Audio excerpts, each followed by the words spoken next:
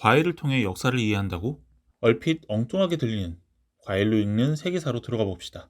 평소 즐겨 먹는 과일이지만 생각지도 못한 재배법을 가진 경우도 있고, 우리의 입까지 흘러들어온 역사가 생각보다 길거나 반대로 너무 짧은 경우도 있죠.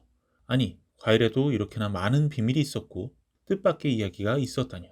게다가 과일에 얽힌 비밀들이 사소하지만도 않습니다. 어떤 과일은 단순한 음식이라는 본연의 역할을 넘어 재화로서 가치를 지니기도 했죠. 너무나 값지고 귀해서 임금님이 특별히 신경 쓴 과일도 있고, 값이 황금보다 비싼 과일도 있었습니다. 특별했던 과일의 역사를 추적하다 보면 대항해 시대의 무역 루트가 보이고 유럽과 아시아 사이의 유통이 보입니다. 이쯤 되면 과일의 역사를 넘어 일종의 무역사라고도 할 수 있겠네요. 뿐만 아니라 과일은 대륙을 옮겨 다니며 굵직한 역사 속 사건과 만나기도 했습니다. 중요한 역사적 전환점에 과일이 있었을 뿐만 아니라 심지어 그 역사적 변화에 영향을 미치기도 했죠. 도대체 어떤 변화들일까요? 오늘은 오렌지와 레몬을 통해 그 변화들을 살펴보겠습니다. 먼저 오렌지부터 살펴보죠.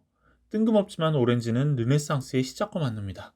르네상스는 메디치 가문이 다스렸던 이탈리아 피렌체에서 가장 화려하게 꽃피었는데요. 메디치 가문은 바로 이 오렌지 무역을 독점하며 큰 돈을 벌었죠.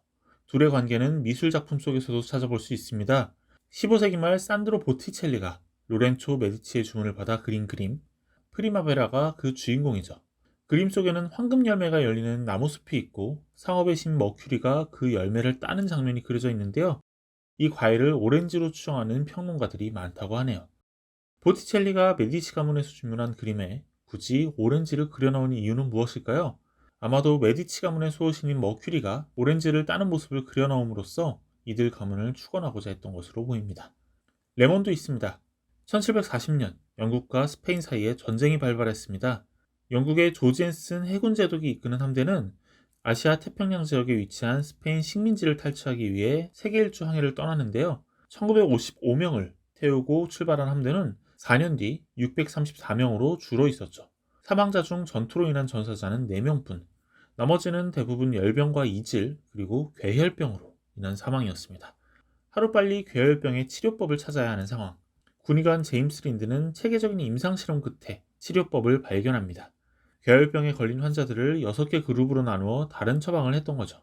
이를 통해 레몬, 라임 등 감귤류 과일이 괴혈병을 치료하는 데 특효약이라는 사실을 확인하게 되었고, 꾸준한 복용을 통해 괴혈병을 막을 수 있게 되었죠. 유럽인들은 덕분에 보다 먼 바다를 자유롭게 항해할 수 있게 됩니다.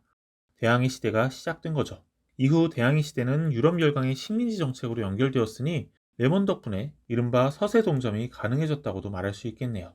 이렇듯 과일의 전파와 교류는 다양한 세상의 변화를 이끌었습니다. 사막의 과일이었던 수박이 미국 인종차별의 상징물이 되기도 하고, 15세기경 포르투갈 무역상들에 의해 널리 퍼진 바나나는 훗날 거대 자본에 의한 착취의 역사를 대변하기도 했죠. 맛 좋은 과일들이 예상치 못하게 세계 곳곳에 정치, 사회, 문화의 역사와 얽히고 설켜 있었던 겁니다. 과일은 어쩌면 너무나 사소해서 지나쳤거나 굳이 알아보지 않으려 했던 뜻밖의 역사를 말하는 좋은 매개체가 될지도 모르겠습니다. 바로 이 책처럼 말이죠.